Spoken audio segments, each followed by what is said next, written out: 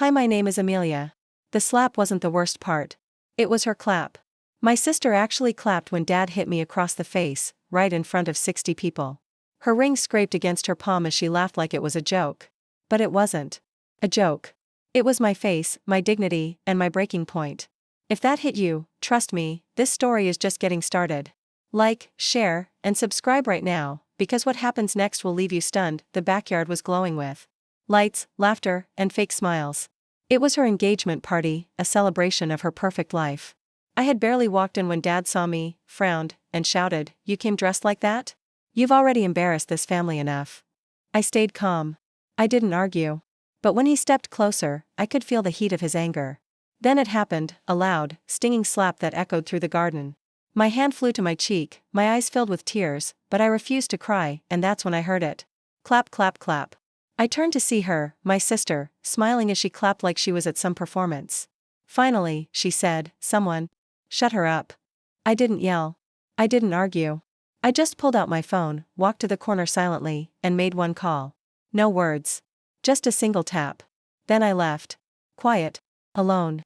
Broken, but not defeated, because for the past 18 months, while they mocked me, insulted me, and told the world I was a failure, I was building something in silence. Something none of them knew about. And that one call I made, it was the beginning of the storm. 23 minutes after I made that call, 2 matte black SUVs pulled up outside the house. No horns. No chaos. Just quiet power. 3 people stepped out in tailored suits, calm, serious, and very familiar to me. They didn't ask for directions. They knew exactly where to go. One of them walked straight to my father and handed him a sealed document. My sister, still laughing near the dessert table, turned pale the moment she saw the logo on the envelope. The gold-embossed seal of the Amelia Foundation. Her fiancé leaned in, confused. "What's that?" he asked. She didn't answer. She couldn't. My father opened the letter and froze. My mother rushed over, whispering, "What is it?" He didn't speak. His face turned gray. His hands trembled. He looked around at the guests, most of them now pulling out their phones, filming. And then he whispered just loud enough for the mic nearby to pick it up, She bought the property? Every light, every balloon, every overpriced table in that garden, all of it sat on land that I now owned. Quietly purchased, fully paid, signed under a holding company that traced back to me. My sister ran up to the woman in the black suit. "This is a joke, right? She can't do this." The woman calmly replied, "Actually, she already has. Effective an hour ago, all events on this property require her approval." This one didn't get it. My sister looked around, desperate. "But it's my engagement. And it's her land," the woman said, holding up the legal papers, "so you're trespassing." Guests started whispering. Cameras were now pointed at her, not me. I wasn't even there anymore. I didn't need to be. The humiliation I faced in front of 60 people? Now it was her turn. And she couldn't clap her way out of this one. By the next morning, the video had exploded across social media, over 5.6 million views in 12 hours. The title? "She got slapped, then bought the whole party." Every major platform picked it up. Comments were flooding in. "That's not revenge, that's chess. She didn't ruin the party, she owned it. Never mess with a quiet woman, she's usually building something dangerous." My sister went into hiding. Her fiancé's family pulled out of the engagement, calling it a public disgrace they could no longer be associated with. My dad? He tried to save face with a Facebook post, something about family misunderstandings. But it was too late. Everyone saw what happened. Everyone saw what he did. And everyone saw what I became. Back at my apartment, I watched it all unfold with my phone in one hand and my son sleeping in the other. Yes, I had a child. The same child my father refused to acknowledge. The same one my sister told people was probably a mistake from some loser. They didn't know his father had died in an accident. They didn't care about the truth. They just wanted to bury me under their shame. So I built my life quietly, brick by brick. While they spread rumors, I built a startup. While they mocked my silence, I filed patents. While they clapped at my downfall, I bought the land under their feet. And now?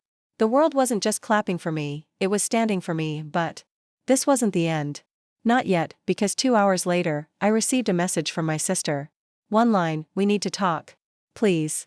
I stared at the message for a while, but I didn't reply. She sent another one. I didn't know it would go that far. I was just angry. "Please, let's meet." Still, I said nothing. I didn't need to.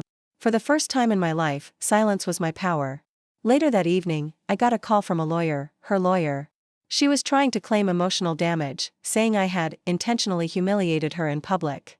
I almost laughed. The same girl who clapped when I was slapped was now crying over a document? My reply was short. Tell her the land's already been sold to a women's legal foundation. If she wants to sue, she can sue them. The lawyer hung up that night. As I closed my laptop, there was a knock on my door. I opened it, and there she was, my sister. No makeup. No cameras. No smug look. Just tears in her eyes and her voice shaking. I'm sorry, she whispered. I don't want your money. I miss you. I didn't know how strong you were until you didn't need any of us. For a second, I saw the version of her I used to protect. The one who held my hand when we were scared of thunder. The one who used to share her candy with me when Dad yelled at Mom. I said nothing. Just let her talk. She kept going. You were right to leave. We were wrong to stay. I thought applause meant power. But I get it now. Silence does more damage. I took a deep breath and finally replied. I don't hate you. I just stopped needing your approval. If you want to fix things, don't say sorry. Do better. She nodded. Slowly. Carefully. And walked away. That night, I slept peacefully. No rage, no plans, no revenge left in my heart. Because what I built wasn't just about payback. It was proof that survival isn't loud, it's smart. I didn't scream. I didn't fight. I just made one silent call, and it changed everything.